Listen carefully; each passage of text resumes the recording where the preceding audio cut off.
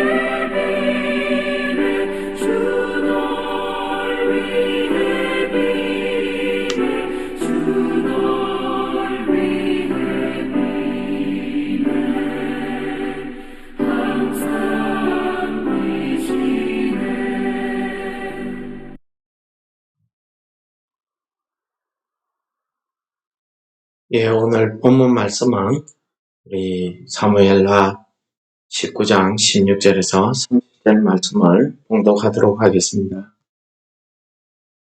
바울임에 있는 베냐민 사람 게라의 아들 시므이가 급히 유다 사람과 함께 다윗 왕을 맞으러 내려올 때에 베냐민 사람 1000명이 그와 함께하고 사울 집안의 종 시바도 그의 아들 15과 종 20명과 더불어 그와 함께하여 요단강을 밟고 건너 왕 앞으로 나아오니라. 왕의 가족을 건너게 하며 왕이 좋게 여기시는 대로 서게 하려 하여 나룻배로 건너가니 왕이 요단을 건너가게 할 때에 게라의 아들 시므이가 왕 앞에 엎드려 왕께 아뢰되 내 주여 원하건대 내게 죄를 돌리지 마옵소서. 내 주 왕께서 예루살렘에서 나오시던 날에 종의 패역한 일을 기억하지 마옵시며 왕의 마음에 두지 마옵소서. 왕의 종 내가 범죄한 줄 아옵기에 오늘 요셉의 온 족속 중 내가 먼저 내려와서 내 주 왕을 영접하나이다 하니 서루야의 아들 아비새가 대답하여 이르되 시므이가 여호와의 기름 부으신 자를 저주하였으니 그로 말미암아 죽어야 마땅하지 아니하나이까 하니라. 다윗이 이르되 서루의 아들들아 내가 너희와 무슨 상관이 있기에 너희가 오늘 나의 원수가 되느냐. 오늘 어찌하여 이스라엘 가운데에서 사람을 죽이겠느냐. 내가 오늘 이스라엘의 왕이 된 것을 내가 알지 못하리요 하고 왕이 시므이에게 이르되 내가 죽지 아니하리라 하고 그에게 맹세하니라. 사울의 손자 머비보셋이 내려와 왕을 맞으니 그는 왕이 떠난 날부터 평안히 돌아오는 날까지 그의 발을 맵시 내지 아니하며 그의 수염을 깎지 아니하며 옷을 빨지 아니하였더라. 예루살렘에서 와서 왕을 맞을 때에 왕이 그에게 물어 이르되 머비보셋이여 내가 어찌하여 나와 함께 가지 아니하였더냐 하니 대답하되 내 주 왕이여 왕의 종인 나는 다리를 절므로 내 나귀에 안장을 씌워 그 위에 타고 왕과 함께 가려 하였더니 내 종이 나를 속이고 종인 나를 내 주 왕께 모함하였나이다. 내 주 왕께서는 하나님의 사자와 같으시니 왕의 처분대로 하옵소서. 내 아버지의 온 집이 내 주 왕 앞에서는 다만 죽을 사람이 되지 아니하였나이까. 그러나 종을 왕의 상에서 음식 먹는 자 가운데 두셨사오니 내게 아직 무슨 공의가 있어서 다시 왕께 부르짖을 수 있사오리까 하니라. 왕이 그에게 이르되 내가 어찌하여 또 내 일을 말하느냐. 내가 이르노니 너는 시바와 밭을 나누라 하니 머비보셋이 왕께 아뢰되 내 주 왕께서 평안히 왕궁에 돌아오시게 되었으니 그로 그 전부를 차지하게 하옵소서 하니라. 아멘. 예, 오늘은 다윗 왕이 이제 이스라엘의 왕이 되어서 요단강을 건너가려고 할 때에 일어난 사건들을 이야기하고 있습니다. 오늘 두 종류의 사람이 등장하고 있는데 하나는 왕을 맞으러 나오는 시므이와 시바입니다. 시므이는 다윗 왕이 예루살렘을 떠날 때에 다윗 왕을 따라가면서 돌을 던지고 저주했던 사람입니다. 시바는 어떻습니까? 자기 주인 머비보셋을 속이고 머비보셋을 따돌리고 다윗 왕에게 찾아가서 머비보셋을 모함했던 사람입니다. 이 두 사람이 이제 다윗 왕이 복귀할 때에 그 소문을 듣고 제일 먼저 와서 다윗 왕 앞에 나타나게 됩니다. 또 한 사람은 누구입니까? 머비보셋입니다. 이 머비보셋은 다윗 왕이 예루살렘을 떠날 때 같이 가려 했지만은 자기가 다리에 장애가 있기 때문에 같이 가지 못했다는 사실을 이야기하고 있습니다. 그 같이 가지 못한 사실은 자기 종이 즉 시바가 자기를 속이고 따돌렸다는 거죠. 그리고 다윗 왕에게 가서 자기의 일을 모함했다는 사실을 밝히고 있습니다. 머비보셋은 다윗 왕이 그렇게 해서 가지 못한 머비보셋은 다윗 왕이 돌아올 때까지는 발에 맵시를 내지 않고 수염을 깎지 않고 옷을 빨지 않았다. 그러니까 같이 가지는 못했지만은 자기 자신은 다윗 왕과 같이 고난을 함께 했다 하는 것을 이야기하고 있습니다. 오늘 이 두 종류의 사람들에 대해서 다윗 왕이 행하는 행위에 대해서 오늘 우리는 많은 것을 생각하게 합니다. 즉 무엇입니까?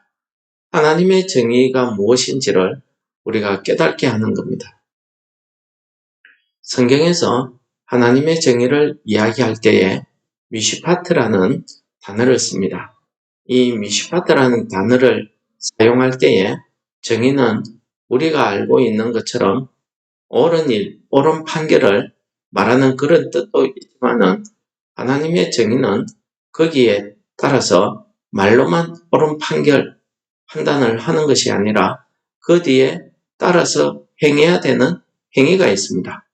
우리가 의를 이야기할 때에 이 의는 올바른 것을 이야기합니다. 즉 하나님과 나의 관계가 올바르게 형성되었을 때에 성경은 그것을 의롭다, 의, 공의 혹은 정의 이렇게 이야기하고 있는 것입니다. 하나님과 나와의 관계가 올바로 형성되었을 때에 그 의를 이야기하는 거죠. 오늘 다윗이 하는 행위를 보면은 다윗은 무슨 뜻에서 이렇게 행동을 했는지 모르지만은 우리가 이 시므이나 시바의 행위를 알고 있기 때문에 오늘 다윗 왕이 하는 행위에 대해서는 전혀 정의롭다고 우리가 생각할 수가 없는 내용이 오늘 기록되고 있습니다. 그것은 왜 그렇습니까? 시바는 아비새가 이야기한 것처럼 여호와의 기름 부음 받은 자를 저주했기 때문에 그는 하나님의 율법에 따라서 죽고 마땅합니다. 그런데도 웬일인지 다윗 왕은 시므이에게 자기를 저주한 시므이에게 내가 죽지 아니하리라 하는 맹세까지 합니다.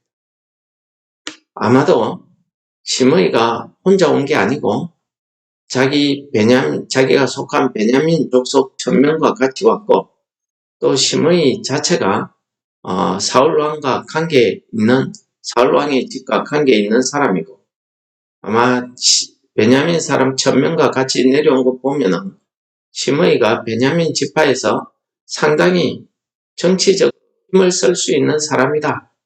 이렇게 보였을 겁니다. 또한 시바 역시 마찬가지입니다.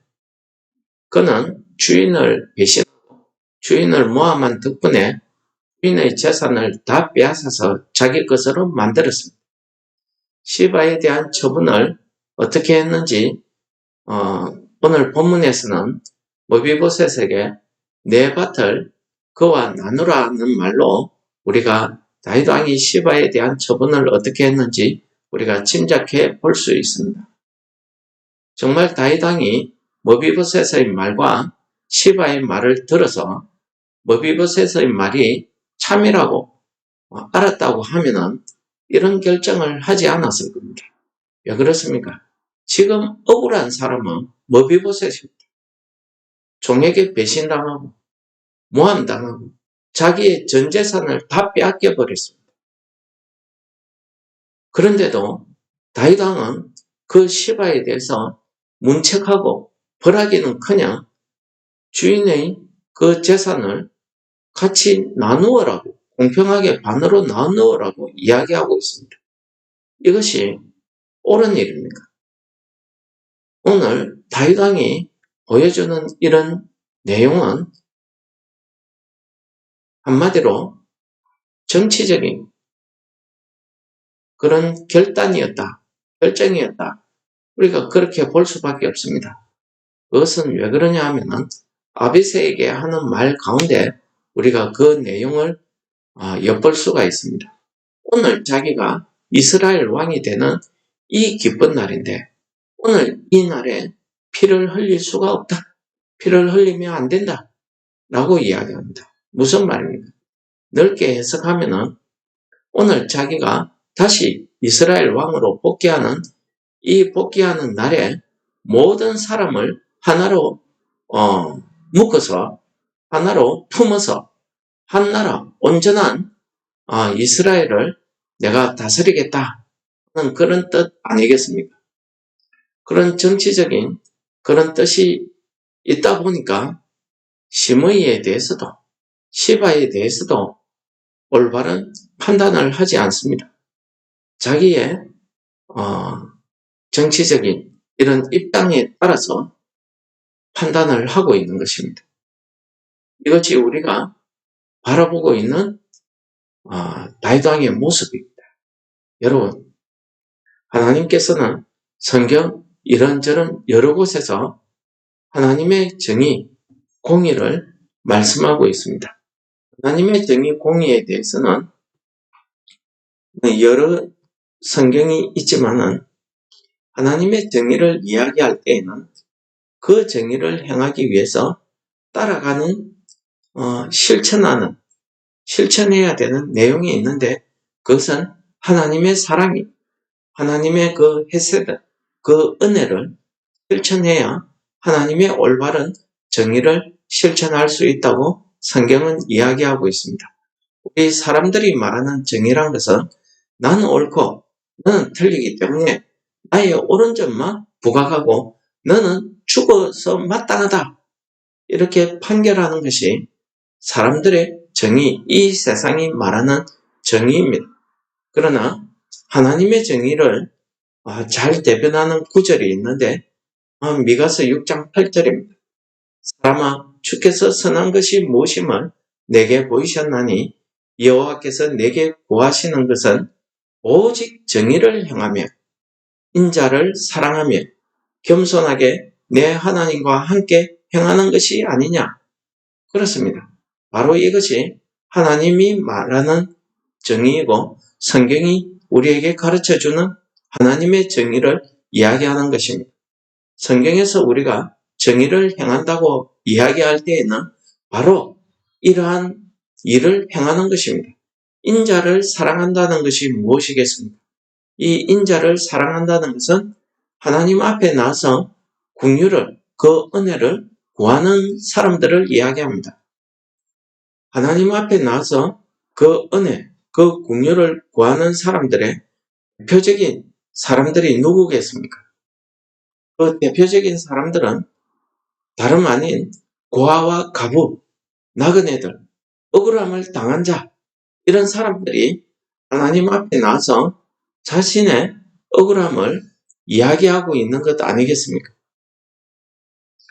그런데 오늘 다윗 왕은 머비보셋의 그 억울한 사정을 들었으면서도 올바른 정의를 행하기보다는 자기의 정치적인 판단으로 너는 시바와 재산을 반으로 나누라고 이렇게 이야기합니다.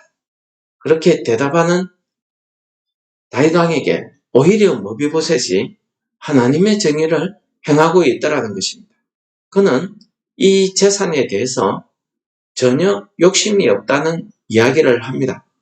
우리 집안이, 나의 가족들이 당신 앞에서는 다 죽은 사람과 마찬가지였다. 내 것이 이 땅에 무엇이 있겠냐? 그리고 하나님의 공의가 내게 무슨 공의가 올바름이 있겠냐? 라고 이야기하면서 자신은 왕의 상에서 먹게 해준 그것만 해도 충분하기 때문에 차라리 내 모든 재산을 나를 모함하고 배신한 저 악한 종에게 다 주라고 이야기합니다.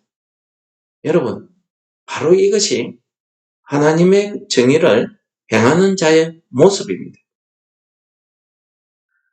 하나님께서는 에레미야서에서도 말씀하고 있습니다.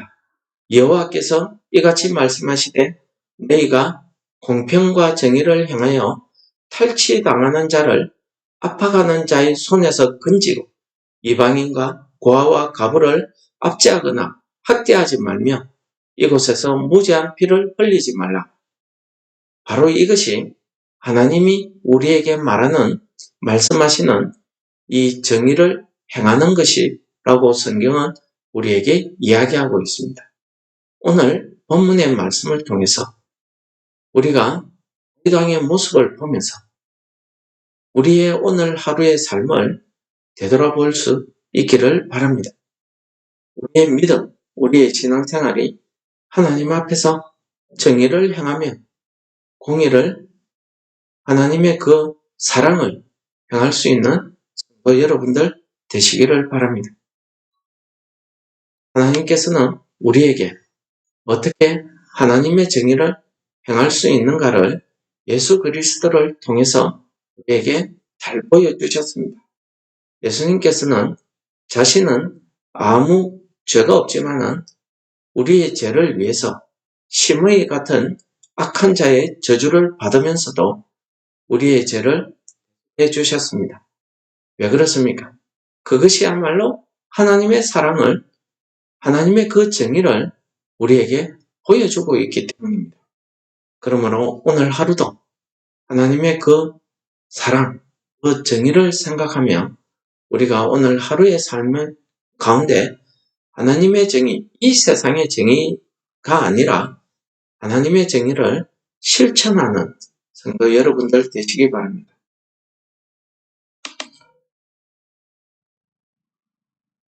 하나님 아버지 감사합니다. 오늘 말씀을 통해서 우리가 어떻게 하나님과의 올바른 관계를 맺으며 하나님 앞에서 정의를 향하며 살아갈 수 있는지를 가르쳐 주신 것 감사합니다. 우리가 오늘 하루도 하나님 앞에서 행할 때에 하나님의 정의를 행할 수 있게 성령께서 우리를 인도하여 주옵소서.